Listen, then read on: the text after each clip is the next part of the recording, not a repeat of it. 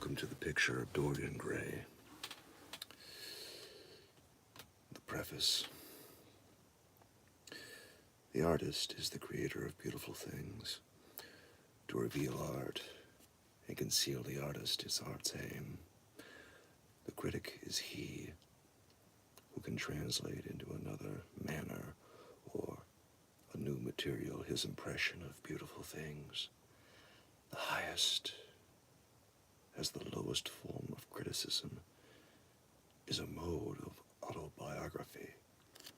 Those who find ugly meanings in beautiful things are corrupt without being charming. This is a fault. Those who find beautiful meanings in beautiful things are the cultivated. For these, there is hope. They are the elect to whom beautiful things mean only beauty. There is no such thing as a moral or an immoral book. Books are well written or badly written. That is all.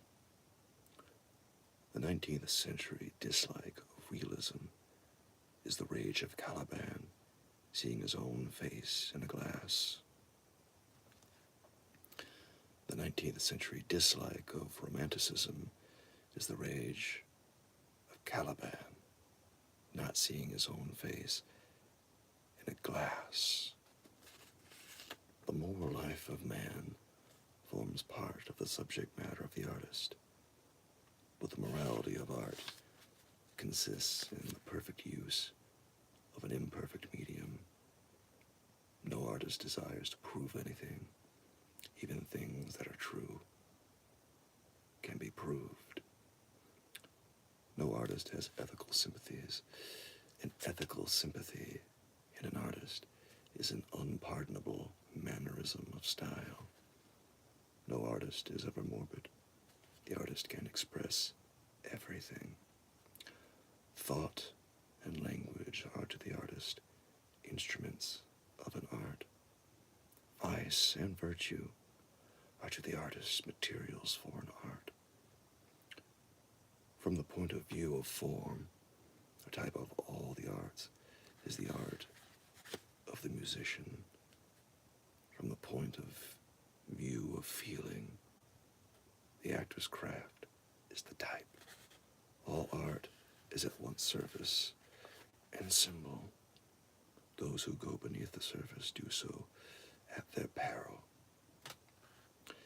It is the spectator and not life that art really mirrors. Diversity of opinion about a work of art shows that the work is new, complex, and vital. When critics disagree, the artist is in accord with himself. We can forgive a man for making a useful thing as long as he does not admire it. The only excuse for making a useless thing is that one admires it intensely. All art is quite useless. Oscar Wilde. Thank you for subscribing, Cody Thurman.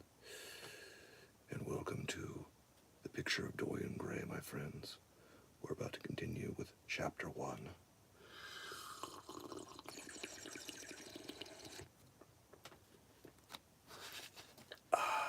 We just finished the preface.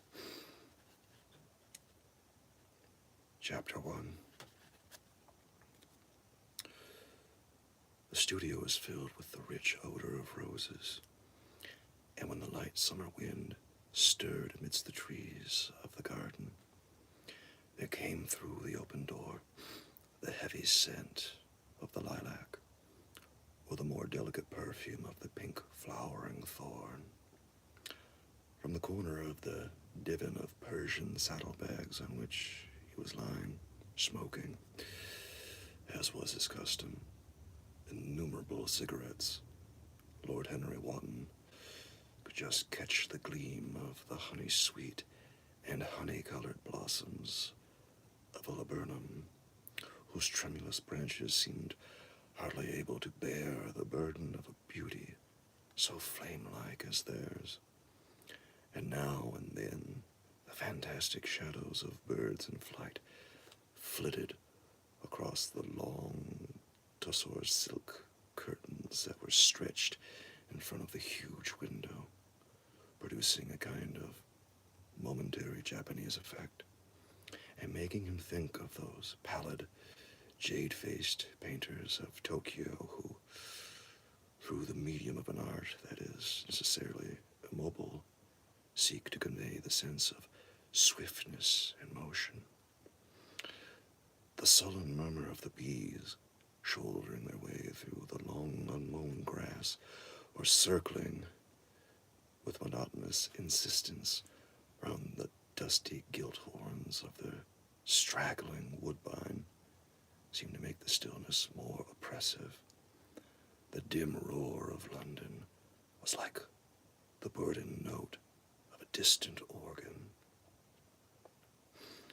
In the center of the room, clamped to an upright easel, stood the full-length portrait of a young man of extraordinary personal beauty, and in front of it, some little distance away, was sitting the artist himself, Basil Hallward, whose sudden disappearance some years ago caused, at the time, such public excitement and gave rise to so many strange conjectures.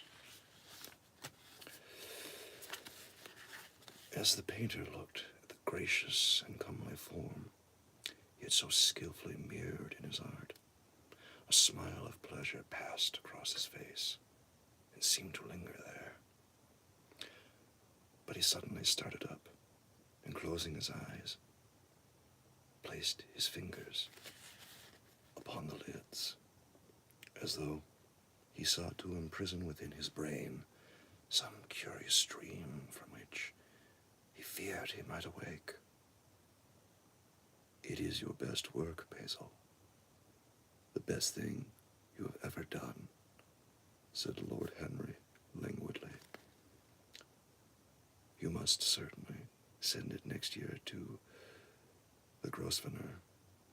The Academy is too large and too vulgar. Whenever I have gone there have been either so many people that I have not been able to see the pictures, which was dreadful, or so many pictures that I have not been able to see the people, which was worse. The Grosvenor is really the only place." "I don't think I shall send it anywhere," he answered, tossing his head back in that odd way that used to make his friends laugh at him in Oxford. "No, I won't send it anywhere." Lord Henry elevated his eyebrows and looked at him in amazement through the thin blue wreaths of smoke that curled up in such fanciful whorls from his heavy, opium-tainted cigarette. "Not send it anywhere? My dear fellow, why? Have you any reason? What odd chaps you painters are. You do anything in the world to gain a reputation. As soon as you have one, you seem to want to throw it away. It is silly of you, for there is only one thing in the world worse than being talked about, and that is not being talked about. A portrait like this would set you far above all the young men in England, and make the old men quite jealous, if old men are ever capable of any emotion." "I know you will laugh at me," he replied, "but I really can't exhibit it. I have put too much of myself into it." Lord Henry stretched himself out on the divan and laughed.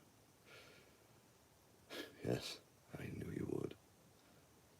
But it is quite true all the same. Too much of yourself in it.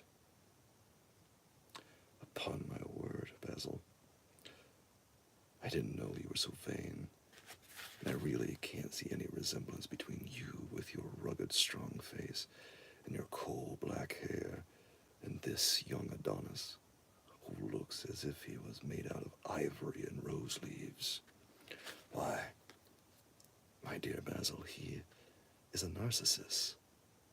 And you, well, of course you have an intellectual expression and all that, but beauty, real beauty, ends where an intellectual expression begins. Intellect is in itself a mode of exaggeration and destroys the harmony of any face. The moment one sits down to think, one becomes all nose or all forehead or something horrid. Look at the successful men in any of the learned professions. How perfectly hideous they are. Except, of course, in the church. But then in the church, they don't think. A bishop keeps on saying, at the age of 80, what he is told when he was a boy of 18. And as a natural consequence, he always looks absolutely delightful.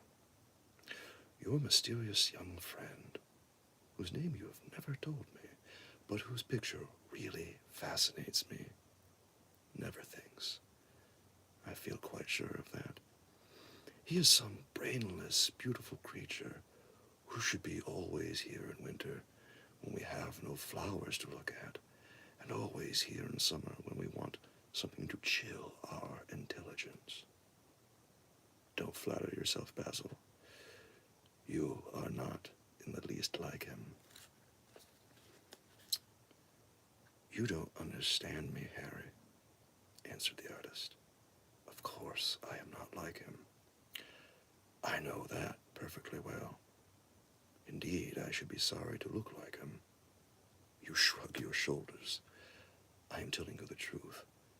There is a fatality about all physical and intellectual distinction, the sort of fatality that seems to dog through history the faltering steps of kings. It is better not to be different from one's fellows. The ugly and the stupid have the best of it in this world. They can sit at their ease and gape at the play. If they know nothing of victory, they are at least spared the knowledge of defeat. They live as we all should live, undisturbed, indifferent, and without disquiet. They neither bring ruin upon others, nor ever receive it from alien hands. Your rank and wealth, Harry, my brains, such as they are, my art, whatever it may be worth, Dorian Gray's good looks, we shall all suffer for what the gods have given us. Suffer terribly. Dorian Gray, is that his name? Asked Lord Henry, walking across the studio toward Basil Hallward. Yes, that is his name. I didn't intend to tell it to you, but why not?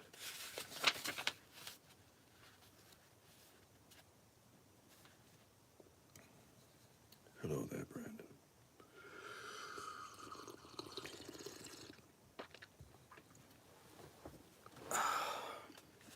And thank you for the likes, everyone. I appreciate that. Oh, I can't explain. When I like people immensely, I never tell their names to anyone. It is like surrendering a part of them. I have grown to love secrecy. It seems to be the one thing that can make modern life mysterious or marvelous to us. The commonest thing is delightful if one only hides it. When I leave town now, I never tell my people where I am. If I did, I would lose all my pleasure. It is a silly habit, I dare say, but somehow it seems to bring a great deal of romance into one's life. I suppose you think me awfully foolish about it. Not at all, answered Lord Henry. Not at all, my dear Basil. You seem to forget that I am married, and the one charm of marriage is that it makes a life of deception absolutely necessary for both parties. I never know where my wife is, and my wife never knows what I am doing. when we meet, we do meet occasionally, when we dine out together or go down to the Duke's, we tell each other the most absurd stories with the most serious faces. My wife is very good at it. Much better, in fact, than I am. She never gets confused over her dates, and I always do. But when she does find me out, she makes no row at all. I sometimes wish she would, but she merely laughs at me. I hate the way you talk about your married life, Henry, said Basil Hallward, strolling towards the door that led into the garden. I believe that you are really a very good husband, but that you are thoroughly ashamed of your own virtues. You are an extraordinary fellow. You never say a moral thing, and you never do a wrong thing. Your cynicism is simply a pose. Well, thank you for subbing, Brandon. I appreciate that very much. It's good to have you here with me, and thank you for all the likes.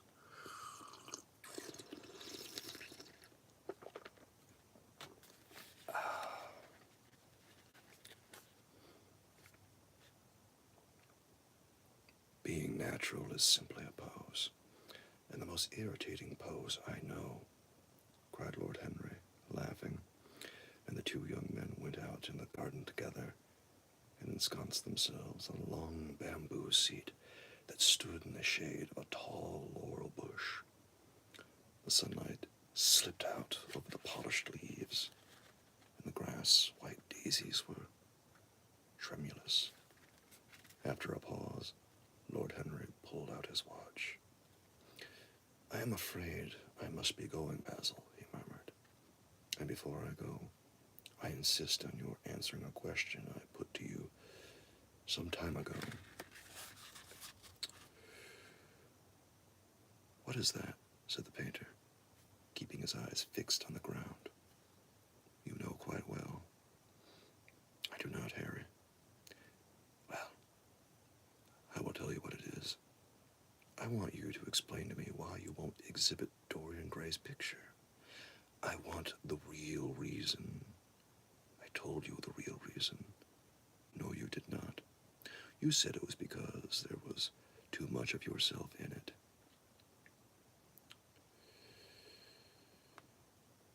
Now, that is childish. Harry, said Basil Hallward, looking him straight in the face. Every portrait that is painted with feeling is a portrait of the artist, not of the sitter. The sitter is merely the accident, the occasion. It is not he who is revealed by the painter. It is rather the painter who on the colored canvas reveals himself. The reason I will not exhibit this picture is that I am afraid that I have shown in it the secret of my own soul. Lord Henry laughed. And what is that? He asked. I will tell you, said Hallward, but an expression of perplexity came over his face. I am all expectation, Basil, continued his companion, glancing at him. Oh, there's really very little to tell, Harry, answered the painter, and I am afraid you will hardly understand it. Perhaps you will hardly believe it. Lord Henry smiled and leaned down, plucked a pink-petaled daisy from the grass, and examined it. I am quite sure I shall understand it, he replied, gazing intently at the little golden white feathered disc. And as for believing things, I can believe anything, provided that it is quite incredible. The wind shook some blossoms from the trees, and the heavy lilac blooms, with their clustering stars, moved to and fro in the languid air. A grasshopper began to chirp in the wall, and like a blue thread A long, thin dragonfly floated past on its brown gauze wings. Lord Henry felt as if he could hear Basil Hallward's heart beating.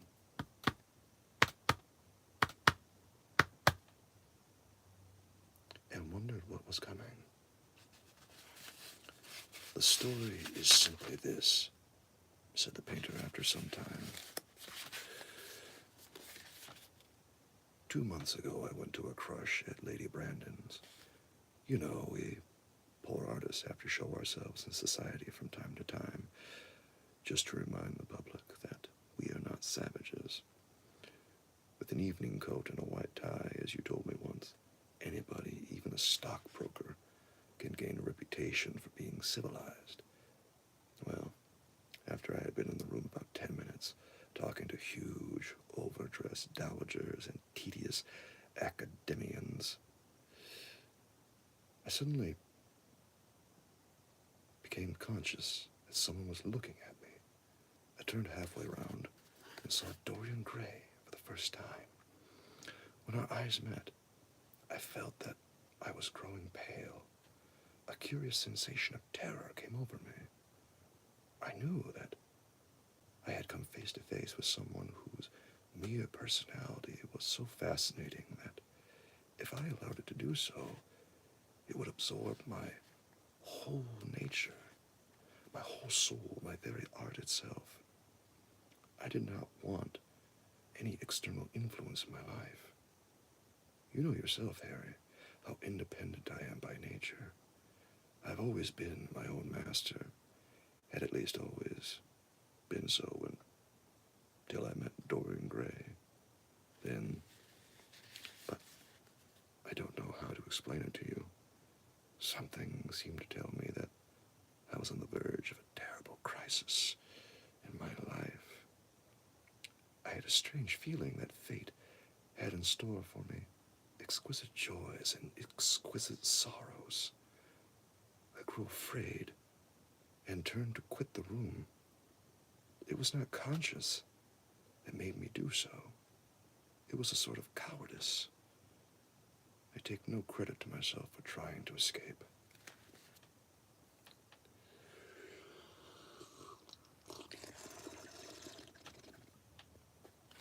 What page am I on?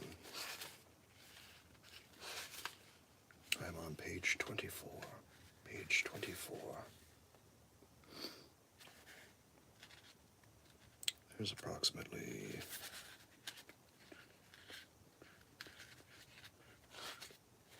about 8 more pages left. Ballpark. Yeah, about that. Conscience and cowardice are really the same things, Basil. Conscience is the trade name of the firm. That is all. I don't believe that, Harry. And I don't believe you do either. However, whatever was my motive in it may have been pride, for I used to be very proud. I certainly struggled to the door. There, of course, I stumbled against Lady Brandon. "You are not going to run away so soon, Mr. Hallward," she screamed out. You know her curiously shrill voice.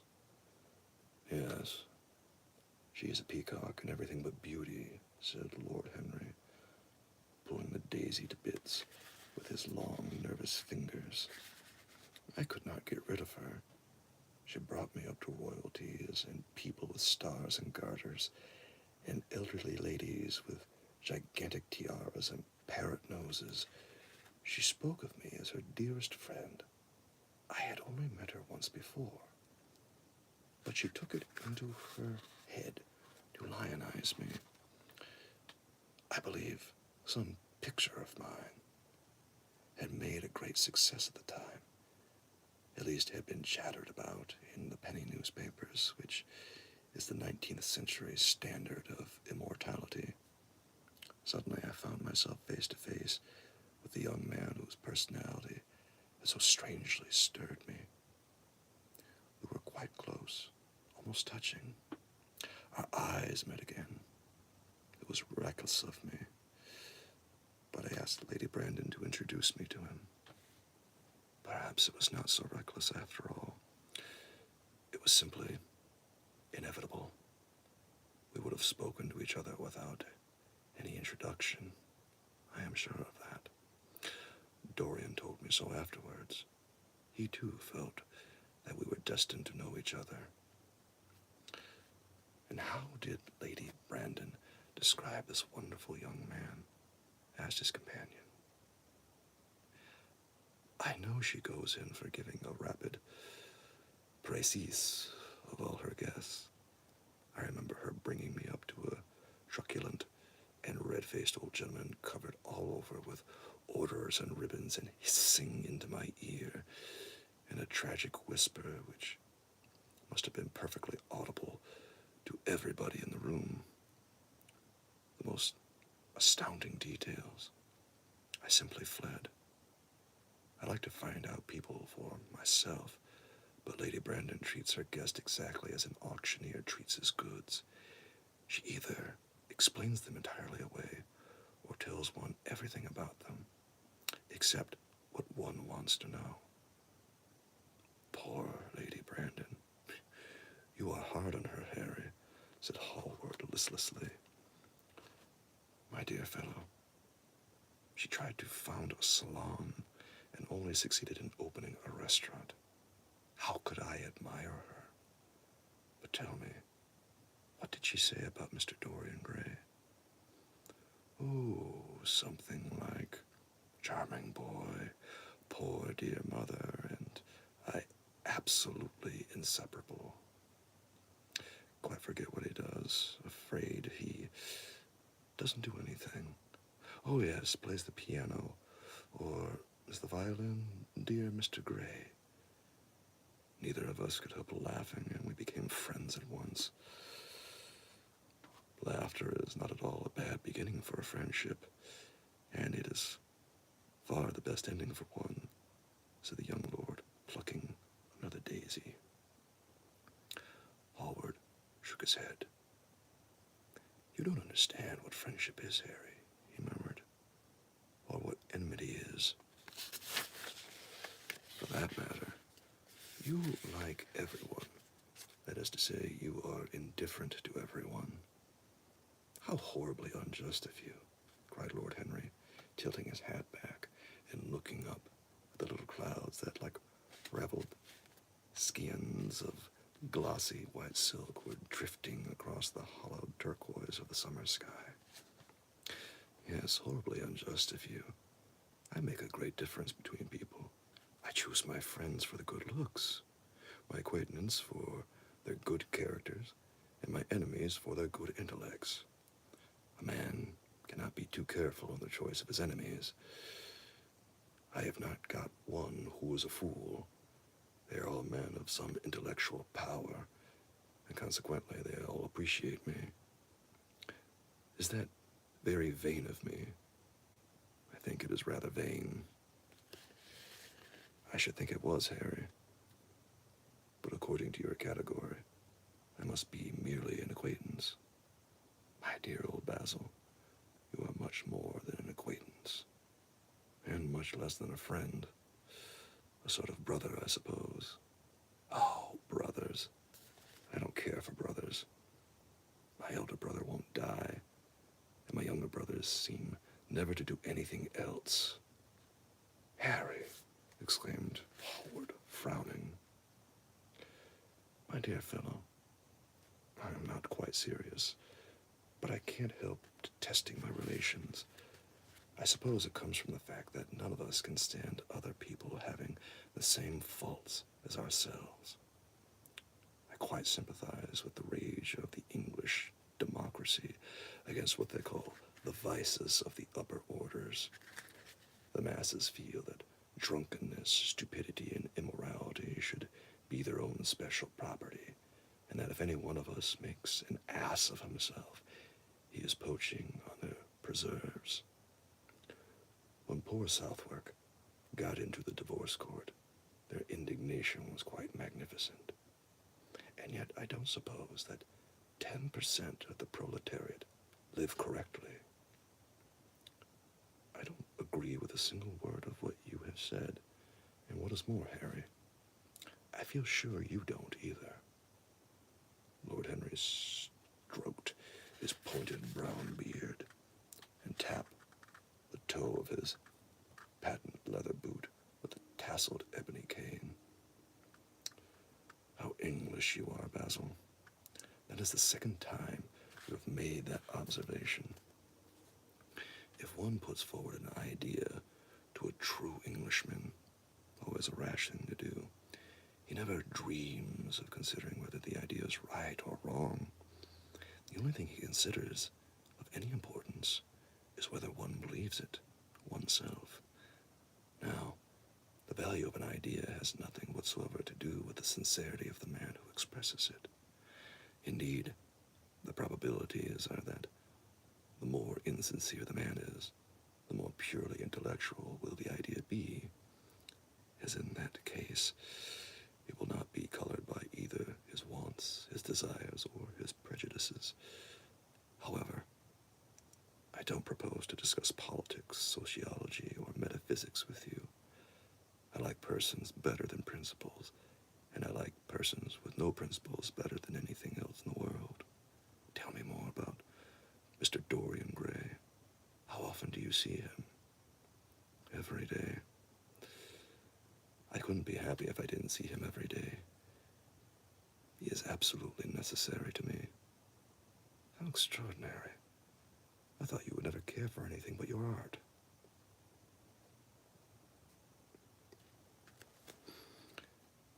He is all my art to me now, said the painter gravely. I sometimes think, Harry, that there are only two eras of any importance in the world's history. The first is the appearance of a new medium for art, and the second is the appearance of a new personality for art also. What the invention of oil painting was to the Venetians, the face of Antinous was to the late Greek sculpture, and the face of Dorian Gray will someday be to me. It is not merely that I paint from him, draw from him, sketch from him. Of course, I have done all that. But he is much more to me than a model or a sitter. I won't tell you that I am dissatisfied with what I have done of him, or that his beauty is such that art cannot express it. There is nothing that art cannot express, and I know that the work I have done since I met Dorian Gray is good work, is the best work of my life. But in some curious way, I wonder, will you understand me? His personality has suggested to me an entirely new manner in art, an entirely new mode of style. I see things differently. I think of them differently. I can now recreate life in a way that was hidden from me before. A dream of form in days of thought. Who is it that says that? I forget. But it is what Dorian Gray has been to me. The merely visible presence of this lad, for he seems to me little more than a lad, although he is really over 20. His merely visible presence. I wonder, can you realize all that that means? Unconsciously, he defines for me the lines of a fresh school, a school that is to have in it all the passion of the romantic spirit, all the perfection of the spirit that is Greek, harmony of soul and body. How much that is. We in our madness have separated the two and have invented a realism that is vulgar, an identity that is void. Harry, if you only knew what Dorian Gray is to me, you would remember that landscape of mine for which Agnew offered me such a high price, but which I would not part with. It is one of the best things I have ever done. And why is it so? Because while I was painting it, Dorian Gray sat beside me. Some subtle influence passed from him to me, and for the first time in my life, I saw in the plain woodland the wonder I had always looked for and always missed. Basil, this is extraordinary. I must see Dorian Gray.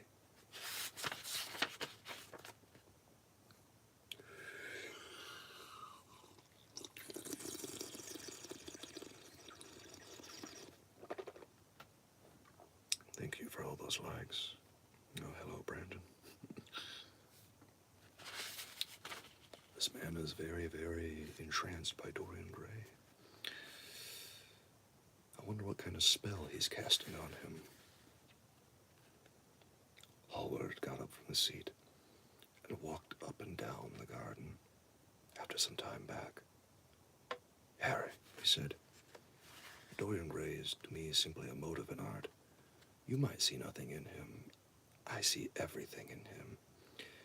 He is never more present in my work than when no image of him is there. He is a suggestion, as I have said, of a new manner. I find him in the curves of certain lines, in the loveliness and subtleties of certain colors. That is all. Then why won't you exhibit his portrait? Asked Lord Henry.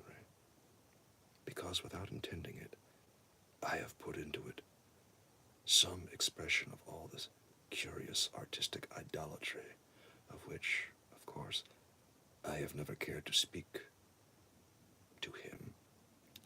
He knows nothing about it. He shall never know anything about it. But the world might guess it, and I will not bare my soul to their shallow, prying eyes. My heart shall never be put under the microscope. There is too much of myself in the thing, Harry. Too much of myself. Poets are not so scrupulous as you are. They know how useful passion is for publication. Nowadays, a broken heart will run to many editions.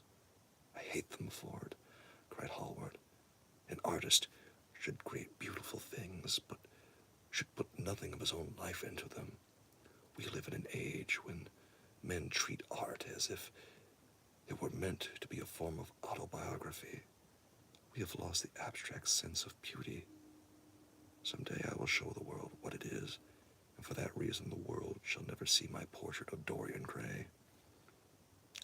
I think you are wrong, Basil, but I won't argue with you. It is only the intellectually lost who ever argue. Tell me, is Dorian Gray very fond of you? The painter considered for a few moments. He likes me, he answered after a pause. I know he likes me. Of course, I flatter him dreadfully. I find a strange pleasure in saying things to him that I know I shall be sorry for having said. As a rule, he is charming to me, and we sit in the studio and talk of 1,000 things. Now and then, however, he is horribly thoughtless and seems to take a real delight in giving me pain.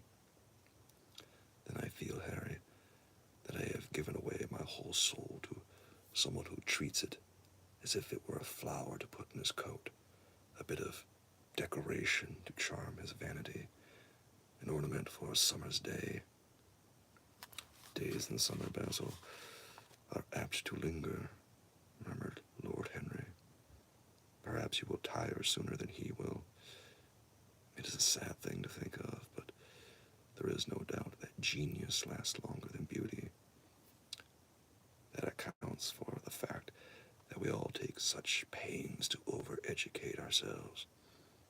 In the wild struggle for existence, we want to have something that endures, and so we fill our minds with rubbish and facts in the silly hope of keeping our place, the thoroughly well-informed man.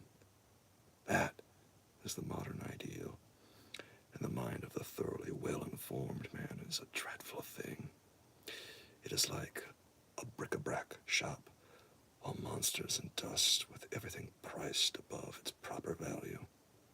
I think you will tire first, all the same. Someday you will look at your friend, and he will seem to you to be a little out of drawing, or you won't like his tone of color or something. You will bitterly reproach him in your own heart, and seriously think that he has behaved very badly to you. The next time he calls you, you will be perfectly cold and indifferent. It will be a great pity, for it will alter you.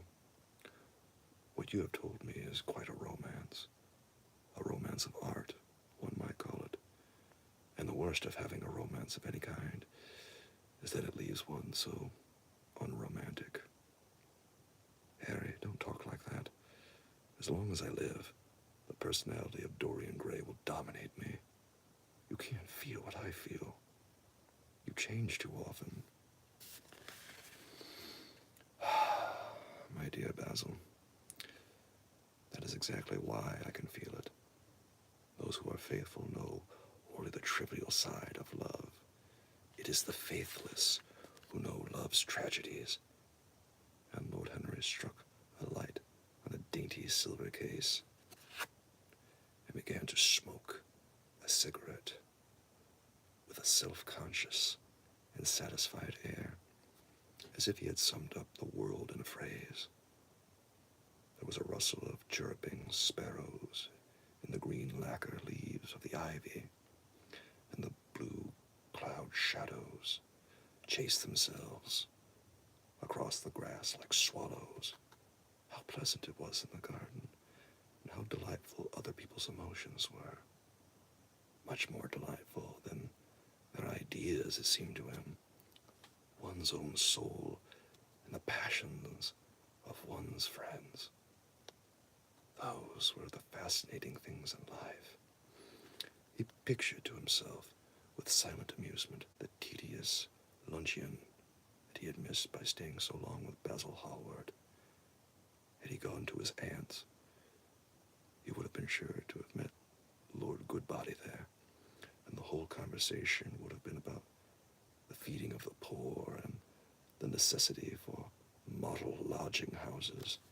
Each class would have preached the importance of those virtues, for whose exercise there was no necessity in their own lives. The rich would have spoken on the value of thrift, and the idle grown eloquent over the dignity of labor. It was charming to have escaped all that. As he thought of his aunt, an idea seemed to strike him. He turned to Hallward and said, "My dear fellow, I have just remembered." "Remembered what, Harry?" "Where I heard the name of Dorian Gray." "Where was it?" asked Hallward, with a slight frown. "Don't look so angry, Basil. It was at my aunt, Lady Agatha's. She told me she had discovered a wonderful young man who was going to help her in the East End, and that his name was Dorian Gray. I'm bound to state that she never told me he was good-looking. Women have no appreciation of good looks. At least good women have not. She said that he was very earnest and had a beautiful nature. I, at once, pictured to myself a creature with spectacles and lank hair, horribly freckled and tramping about on huge feet. I wish I had known it was your friend. I'm very glad you didn't, Harry." "Why?" "I don't want you to meet him." "You don't want me to meet him?" "No." "Mr. Dorian Gray is in the studio, sir," said the butler, coming into the garden. "You must introduce me now," cried Lord Henry, laughing. The painter turned to his servant, who stood blinking in the sunlight. "Ask Mr. Gray to wait, Parker. I shall be in a few moments." The man bowed and went up to the walk. Then he looked at Lord Henry. "Dorian Gray is my dearest friend," he said. "He has a simple and a beautiful nature. Your aunt was quite right in what she said of him. Don't spoil him. Don't try to influence him. Your influence would be bad. The world is wide, and has many marvelous people in it. Don't take away from me the one person who gives to my art whatever charm it possesses. My life as an artist depends on him. Mind, Harry, I trust you." He spoke very slowly, and the words seemed wrung out of him, almost against his will. "What nonsense you talk," said Lord Henry, smiling, and taking Hallward by the arm, he almost led him into the house.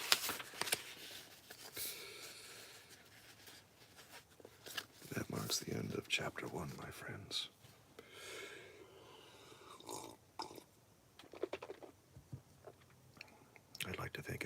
for listening today, and I'll see you again soon. Thanks for hanging out, guys, and I'll catch you again next time, perhaps with Chapter 2. Have a good day, everybody.